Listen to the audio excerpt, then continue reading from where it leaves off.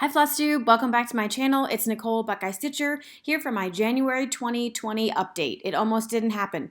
I've been trying to do this video for about a week and just haven't had time. So it's late at night.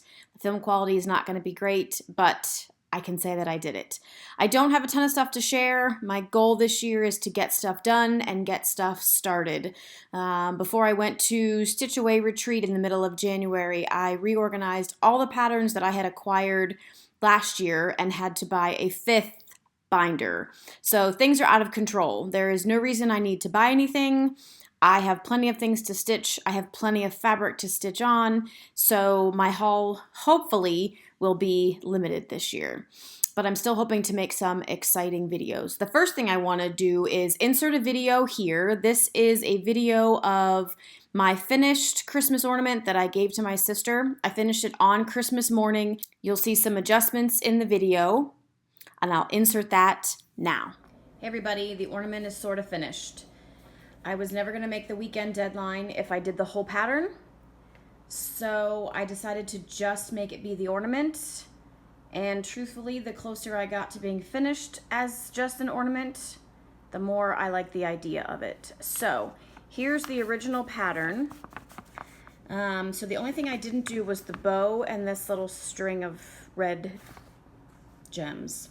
This is not part of the pattern. All this stuff in the corners is not part of the pattern.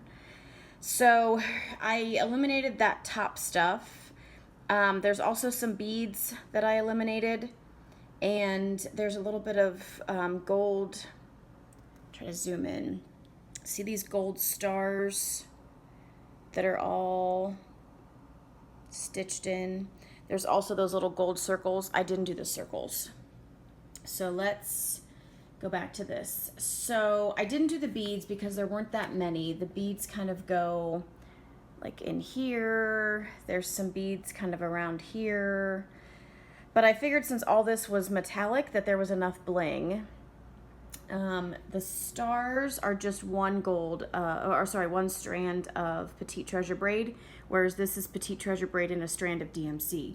So this was a little challenging with just one strand, and I didn't feel like I needed to do all those little circles. Those would have been even more challenging and time consuming, and I don't think that they're necessary. So I'm very happy with this finish. I think what I'm gonna do, my sister has seen the pattern. She narrowed it down to 2 options way back at the beginning of the year and doesn't know which one I picked. So I'm considering just giving it to her like this and leaving it, but I know I'll probably break down and show her the original pattern and see if she wants that bow on the top. Hopefully she just wants it like this, because then I can pass it off and be done. But I wanted to make this video because I'm going to be gifting it to her this weekend and not making another video for a while. And like I said, hopefully she keeps it. Otherwise, if she wants the bow, I may have it back to show you again in my January update. All right, that's it. Bye-bye. Okay, so that is the Alessandra Adelaide Wishes Christmas ornament. I did make some adjustments, as I said earlier, and my sister loves it the way it is. So we left it the way it was, and it's up to her now to frame it. Okay, let's talk about Stitch Away, which is Keepsake's winter retreat. It was held at Houston Woods the middle of January. I took 5 projects with the goal of working on each one. I didn't work on all 5, but I'm really happy with the progress that I did get. And let me show you that now. I actually have a finish on something that I got a lot more work on than I expected. So the first thing I worked on was this Sue Hillis.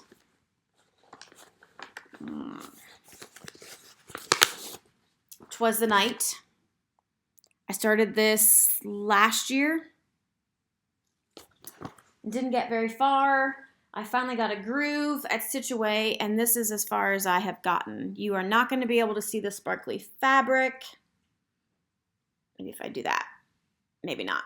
Anyways, it's on 32 count. I think it's natural gold opalescent, and I really like the way it's coming out. So that's where I am on that. I did change some of the colors. Some of the reds were a little bit more pink, and I like a bright Christmas red and a deep Christmas green. So I got a lot done on that. I think I only had 2.5 rows stitched before I went to Stitch Away. The other thing I stitched on, sorry, was this Little House Needleworks North Pole Express, and I actually finished it yesterday. I don't love the color of the lettering in the North Pole Express. I'm tempted to take it out and do the darker color for the lettering, but I really don't know that I want to take it out. So I have a finish, my first finish of 2020. Look how cute those little cardinals are. Okay, the third thing I worked on at Stitch Away. Oh, kittens, what have you done? Okay, the third thing I worked on was this trilogy, Frightfully Fun. I got an okay amount done on this. Not as much as I would have liked, but this is a good one for retreats because it's a lot of fill-in. I've unstitched and restitched the letters, I think 3 times now because I keep messing up in multiple different places, and then that throws everything else off. Okay, the 2 I did not work on. I did not work on this poor little Primrose Needleworks Autumn in New York. I love this. I just cannot get into it. So it hasn't moved at all. The other one I started to work on, and just the few stitches that I put in, I'm going to have to take out because I'm not happy with them. This is the Nora Corbett. What is the actual name of this? Winter in My Garden. That's what I always call it, but I didn't think that was the correct name. And really, I'm no farther. So this is where I was when I left, and all I stitched were these few rows of the purple, and in this it looks fine, but up close it really looks like the tension's uneven, and so I wasn't happy with it. Purchases at Stitch Away, nothing. Not one pattern, not one skein of floss, not one cut of fabric. I don't need anything. I did have one purchase at the beginning of the year. I bought the Just Cross Stitch, I think this is February, yeah, February 2020. And the reason I bought it is because Punonchka, she's the designer, I'm not sure if she's Russian or Ukrainian. She's the one who did that black cat, that primitive black cat that I showed. She has since showed a frog and a mouse, and holy cow, the mouse is cute. They were freebies on her Instagram page. But she has a cute pattern in here. Well, there's 3 patterns actually.